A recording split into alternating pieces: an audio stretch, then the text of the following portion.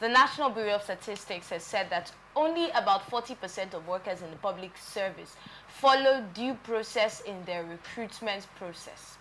Now, this bureau disclosed this in a corruption survey report that was released on Thursday, titled Corruption in Nigeria, Patterns and Trends Report, which was carried out in conjunction with the United Nations Office on Drug and Crime. So this has already shown us that this is a credible report, especially when it's stated that it's from the NBS now.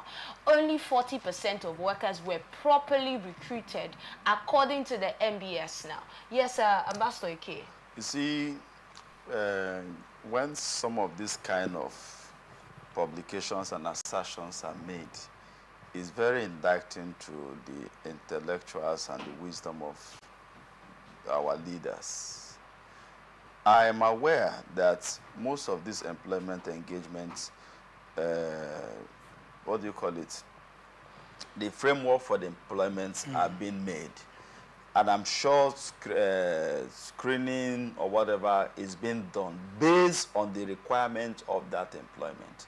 So I do not know where they get or got their own information. They got it from the people themselves, because according to the report, it was stated that some of them acknowledged that they got into the system through corrupt practices, while only 40% of them stated that they got into the system through the right recruitment process. That statement ought to be very, very verified.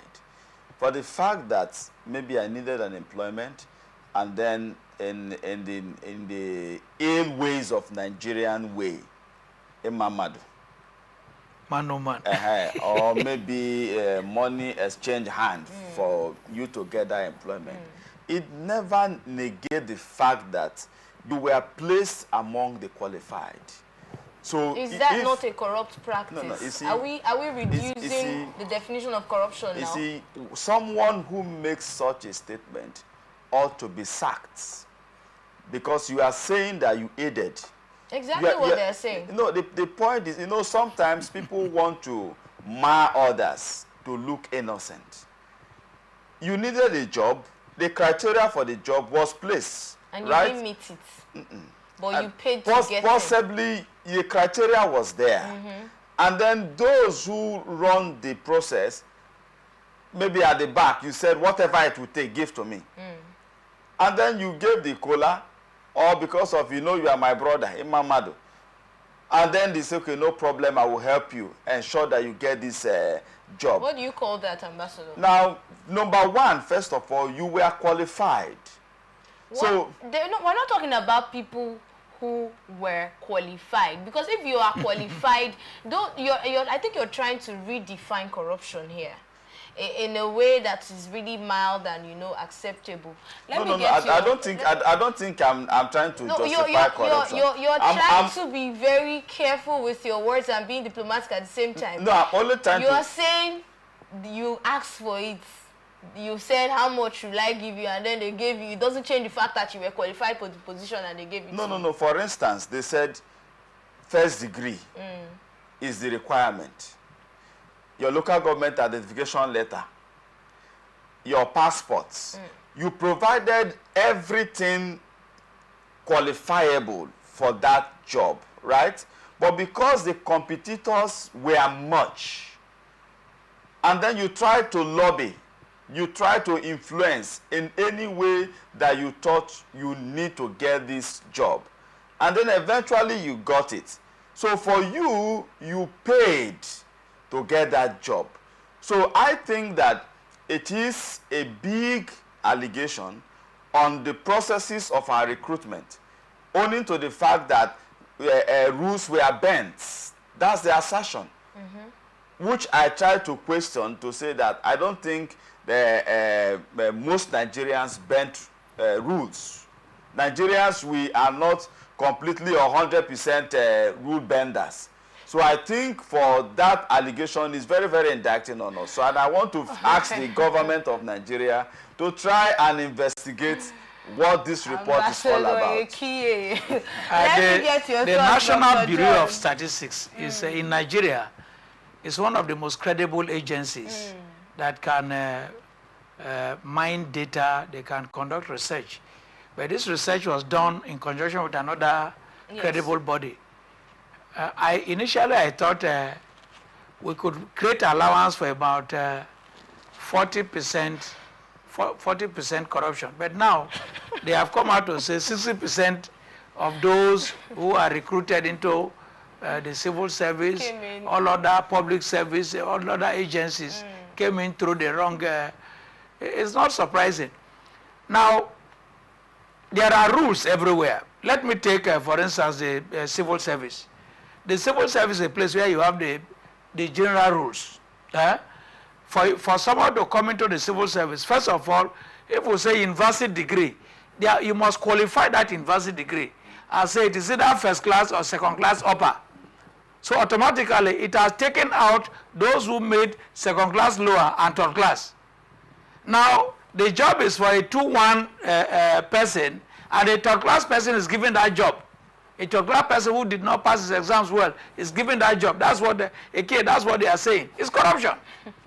Again, in some cases, people who never attended the interview. You know, when you attend now, for you to be employed, for you to even be promoted to the next level, you must pass a written exam.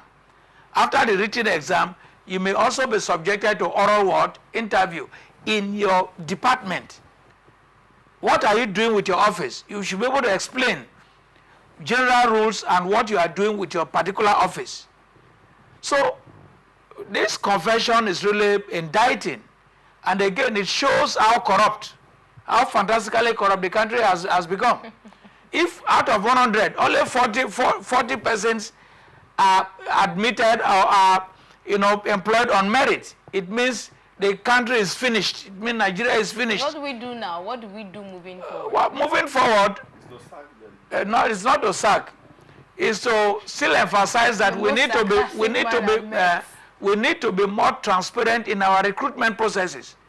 We ensure that we lay down the criteria and work towards meeting those criteria. You know, sometimes in admission processes, in JAMB, when they say the cutoff mark is 250 and somebody has 230 or 235, there may be some consideration because the person is very close. Then, apart from the JAMB score, they will have the CBT, the computer-based test. If by the end of the day, that person who scored 235 did very well in the computer-based test, they can marry the two scores. If you say they should, yes, if you say they should change, they should make it more transparent and all. We have a few minutes. But it's still the same people that will still be in charge of this process. So how do you make them act differently? Now, 30 seconds, Ambassador. Nigerians are good in allegations. They said the people they met. Is it the facts? Is it the documents? You know, just like somebody saying, I'm a member of a political party, and my name is not in the register of that party. The fact that I say I'm a member of that party, does it make me a registered member? So the point we are trying to emphasize is that this report for me is not correct, because they went and did oral interview. They should go and look at the documents. They should go and look at the facts of the employment processes in these agencies. And I want to challenge them that if their facts are correct, let them sue. They have the right to sue those illegally. You think the documents will indict the individuals? If the document doesn't indict the individuals, then it makes it legal. They should not be speaking on morality as a legal process. So there's a difference between morality and legalism. Now, this research, social science research may not be 100% accurate, but they have painted a picture of how rotten the Nigerian society has become. All right, thank you so much, Dr. John. Thank you so much, Ambassador Nkie, for your thoughts on the show. This is where we wrap it up. As much as we would love to continue this conversation, time is longer on our side. And we must thank you for being a part of this. It wouldn't have been possible without you. Don't forget that we are open for partnership and sponsorship. Stay connected with us on all of our socials, on Facebook and YouTube at Atlantic Television Network, on Instagram and TikTok at Atlantic TV Network 1, and on X at Atlantic TV Net. Watch us live on our website at www.atlanticnetwork.tv. Peace and unity are the pathways to progress. Always remember that. Thank you for watching once again. I am Enidoye Jackson. Coming up next is Open Conversation. Stay with us.